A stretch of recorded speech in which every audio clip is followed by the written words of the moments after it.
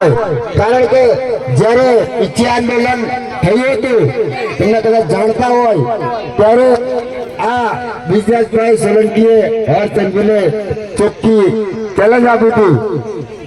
હર્ષ સંઘવી કાયદામાં રહેશો તો ફાયદામાં રહેશો। એક તમારો આપણો આવાજ હતો જે ભાવનગરની ધરતી ઉપરથી જેમને કીધું હતું અને ત્યારબાદ આપણા લોકોને 92 લોકોને જામીન આપવા પડ્યા હતા। એ આપણી વચ્ચે વિજયા સોલંકી ઉપસ્થિત હોય તો એક વાર ફરીથી બધા લોકો કાર્યથી બતાવી લઈશું। આભાર। અવાજ વધારી દેજો।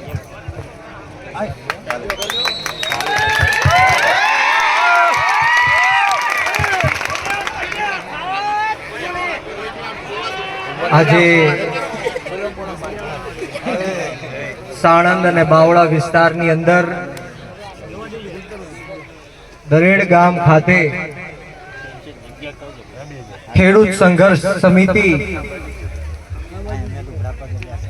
એવા આપણા પિન્ટુભાઈ કોળી, શૈલેષભાઈ મેર અને સમગ્ર ટીમ દ્વારા છેલ્લા 7 થી 8 દિવસથી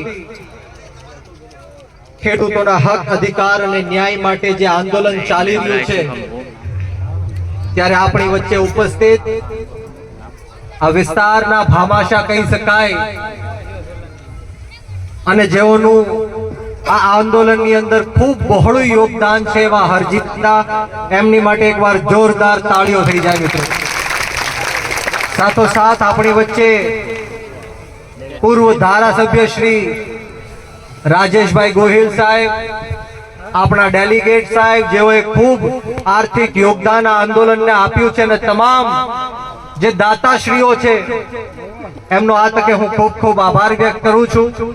સાથોસાથ કુલદીપસિંહજી, અનિલભાઈ, માફ કરશો બધાના નામ નહીં લઈ શકું, તમામ મારા નામી અનામી મહેમાનશ્રીઓ અને ખાસ કરીને જેઓએ સમગ્ર ગુજરાતની અંદર આ ખેડૂતોના મુદ્દે બોટાદથી લઈને મોરબી હોય, સુરેન્દ્રનગર હોય કે ગુજરાતનો કોઈ પણ જિલ્લો હોય, તાલુકો હોય, ગામે ગામ યુદ્ધના મેદાનમાં રણચંડી બનીને આ સરકારને એમનો અવાજ પહોંચાડવાનું કામ કર્યું છે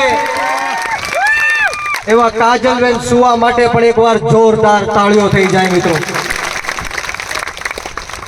અહીંયા ઉપસ્થિત ખરા તડકામાં દૂર દૂરથી પધારેલા મારા પિતા તુલ્ય વડીલો, મારી માતૃશક્તિ, ભાઈઓ, બહેનો, બાળકો અને ખાસ કરીને મારા સાવજો જેવા યુવાનો ઉપસ્થિત છે ત્યારે હું બ્રિજરાજ સોલંકી આ ક્રાંતિની લડાઈમાં આપ સૌનું તહે દિલથી સ્વાગત કરું છું, આપનો ખૂબ ખૂબ આભાર વ્યક્ત કરું છું। દોસ્તો, વિશેષ વાતો નથી કરવી, આ લડાઈ ખેડૂતોના હક, અધિકાર અને ન્યાયની લડાઈ છે। આ વિસ્તારના જે ખેડૂતો છે એમની ખેતી છે, એમના ગેરકાયદેસર રીતના ડ્રેનેજ લાઈન પસાર કરીને પાણીનો નિકાલ કરવાનું કહીને જ્યાં મોટી મોટી હજારો કરોડો રૂપિયાની કંપનીઓ છે, ઇન્ડસ્ટ્રીઓ છે, એમાંથી જે ઝેરીલું કેમિકલ પાસ કરવા માટેનું આ કાવતરું છે મિત્રો, આપણે સૌએ યાદ રાખવું પડશે। અમારો વિરોધ કે અમારો વાંધો આ ગામની પ્રગતિ કે વિકાસમાંથી નથી। આ ગામની પ્રગતિ, આ ગામનો વિકાસ થવો જોઈએ, આ વિસ્તારના ખેડૂતોનો વિકાસ થવો જોઈએ, એમને યોગ્ય વળતર મળવું જોઈએ। પરંતુ વાત એ છે કે અમુક સત્તામાં બેઠેલા લોકોએ એમને એવું લાગે છે